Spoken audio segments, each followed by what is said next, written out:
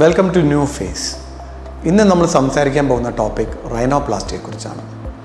എന്താണ് ഈ റൈനോപ്ലാസ്റ്റി? മൂക്കിൻ്റെ സർജറിയാണ് റൈനോപ്ലാസ്റ്റി എന്ന് നമ്മൾ പറയുന്നത്. എന്തെല്ലാം സർജറികളാണ് റൈനോപ്ലാസ്റ്റി മുഖേന നമുക്ക് ചേഞ്ച് ചെയ്യാൻ പറ്റുന്നത്? മൂക്കിൻ്റെ വളവ്, മൂക്കിൻ്റെ ടിപ്പ് താഴോട്ടിരിക്കുന്നു. ബ്രീത്തിങ് ഡിഫിക്കൽട്ടി ഉള്ളവർക്ക് നമുക്ക് റൈനോപ്ലാസ്റ്റി മുഖേന കറക്റ്റ് ചെയ്യാവുന്നതാണ്.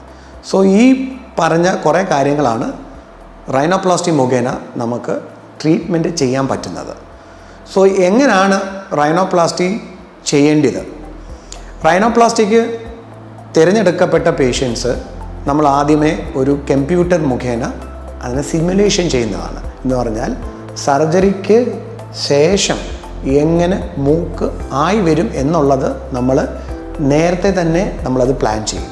എന്നിട്ട് നമ്മൾ പേഷ്യൻറ്റുമായിട്ട് അത് ഓൺലൈൻ ഡിസ്കസ് ചെയ്ത് അവർക്ക് ആ ട്രീറ്റ്മെൻറ്റ് പ്ലാൻ ഇഷ്ടമാണോ എന്ന് വെച്ചിട്ടാണ് നമ്മൾ സർജറിയിലേക്ക് പ്രവേശിക്കുന്നത്.